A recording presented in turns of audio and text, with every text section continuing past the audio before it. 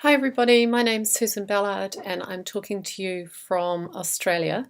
My paper is called World Building, the Unnatural Geologies of David Haynes and Joyce Hinterding, and it's a bit of a experimental piece of non-fiction writing, so I'm going to read it out to you and let you look at the images while I talk. What happens when the earth is no longer trustworthy? When the very ground we stand on transforms into a living being. In Canterbury, New Zealand, in September 2010, the earth gave one of its necessary shudders. Solid became liquid, known environments mutated, and a syntax of rupture emerged. Caused widespread damage and set off a sequence of more than 20,000 aftershocks, including one in February 2011 that resulted in the death of 185 people. Amid the earthquake sequence, Australian artists David Haynes and Joyce Hinterding visited the Christchurch Art Gallery and collected electromagnetic field recordings from inside the gallery. As the earth settled into patterns of movement, Haynes and Hinterding tracked bodies and energies in space. Earthquakes are natural circuits of energy release, understood through body energies, where residual energy becomes an effective way of knowing a place. The experience of an earthquake is often recollected through its sound. In describing the Cambria earthquake of 1638, Kircher recalled a certain subterranean lowing, if you will, which we were reckoning to be the cracking of the earth and which seemed to conspire with the odour of sulphur. But soon enough came a subterranean racket and din, similar to chariots driven at top speed. He goes on, he talks about the earth leaping up from below with such a forceful motion that I, Kircher, no longer able to stand on my feet, was laid low, suddenly dashed down with face flat on the ground. Movement, flattening, comes after sound, and the planet resets. In the interactive installation Geology, Haynes and Hinterding use the gathered field recordings to offer a sublime immersion in a dynamic earth, formed by relations between humans, our living systems, and the planet. Geology helps us to think about the strange dynamics that for Kircher demonstrated that the whole earth is not solid, but everywhere gaping and hollowed with empty rooms and spaces and hidden burrows. Geology is at once destabilizing and a meditative flight through the earthworks of geological time. It operates in layers, strata of experience that both mimic and undermine the way we know the earth. It is never clear if we are travelling through a geological future past or a past future about to come. In his 1968 essay, A Sedimentation of the Mind, Earth Projects, Robert Smithson describes the abstract geologies that make up the constant movements and erosion of both the human mind and the earth. He says brain waves undermine cliffs of thought, ideas decompose into stones of unknowing, and conceptual crystallizations break apart into deposits of gritty reason. Smithson, too, is interested in engaging new ways of knowing the earth. He locates amid various states of erosion a series of earth projects that focus on the aesthetics of underground. Smithson does not distinguish between organic and inorganic. Instead, his geoaesthetic practice understands the machines of earth and geology as matter to think with. In Smithson's world, the materiality of both technology and the earth are the tools of the artist's studio. He says, the tools of technology become a part of the Earth's geology as they sink back into their original state. Counter to nature, Earth projects mark a site of excavation, a source of minerals, and a duration with limits. Smithson returns the artist to geology that is understood as organic relationships of sedimentation and disruption. In a Microsoft Connect space, delineated by geometry and motion, our body hits the screen and we are in. This is a one-to-one spherical world of information, a machine world built in an unreal engine with the user as interface. You are the controller. The natural user interface of Kinects isolates the human body by breaking it down to a limited number of flexible joints and watching it continuously at 30 frames per second. We become known through angle and movement. Standing in front of Kinect is not a body, but 20 3D data points. This is an encounter with code that extends our bodily action, or as Donna Haraway says, it asks, why should our bodies end at the skin? We fly, we get trapped against the sky, and we drift down to the surface of screen Earth, but we never touch it. Earthquakes present a confusion of strata. Things that are meant to be underground suddenly thrust up and become visible. In the interactive world of geology, dimensionality and duration are added to sedimentation and disruption.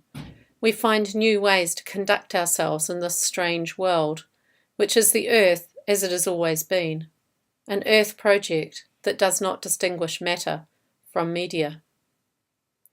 It wasn't until 1659 that Danish scholar Nicholas Steno questioned the received scientific wisdom that fossils grew in the ground.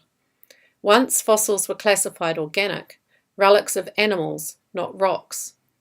It was soon realized they signaled larger animals, bigger than could ever be imagined, had roamed the same planet, perhaps made love in these same fields. Steno's thought led to rocks being classified separately to animals and the invention of the children's game, animal, mineral, vegetable. His was a different kind of Earth project, and observing a sacred theory of Earth, he laid the foundation for a new discipline called geology. With this, the structure and history of the Earth began to be understood as a sequence of layers and transformations. In Steno's Earth project, rock strata could tell stories of great floods and the history of the planet. And yet, further south in Rome, Bernini had just finished turning marble into living and ecstatic flesh. His Earth project extracted marble from its geographical site and transformed it into bodies. Bernini's Fountain of the Four Rivers in Rome's Piazza Navona probably riffs on Kircher's work, which mapped the interior structure of the Earth. One of Kircher's notoriously faulty transcriptions of the hieroglyphs is on the obelisk at the centre of Bernini's statue. Kircher described the Earth's underground rivers as a hydraulic system that drained through tunnels and returned water to the tops of mountains. Bernini's fountain moves when the Earth moves. In both, geology is organic nature. In the work geology, previously unseen and unheard relations of movement and time are established through provisional containment that leaks energy in space. In earlier collaborative works, Haynes and Hinterting challenged magnitude through scale and matter. The responsive video installation Purple Rain, for example, witnessed a mountain range disturbed by electromagnetic frequencies, and Earth Star made the sun knowable through live VLF sonification and the creation of ozone fragments. In these works, the absent boundaries of matter force viewers to enter into new relations of scale. The sun can be held up close, nearly grasped. A pile of liquefaction is a volcano, and a piece of coal crackles like Mount Fuji. Geology continues these observations, challenging at its core any fixed understanding of materiality and reminding us that all planetary matter, all geology, requires activation. Repetition. What happens when the Earth is no longer trustworthy?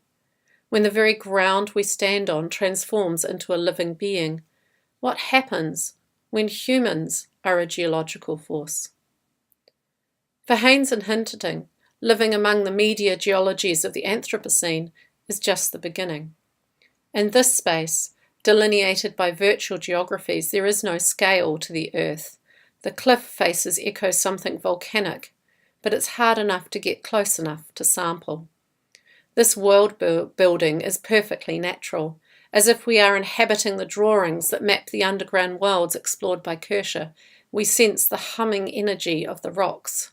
Smithson says, in order to read the rocks, we must become conscious of geologic time and of the layers of prehistoric material that are entombed in the Earth's crust.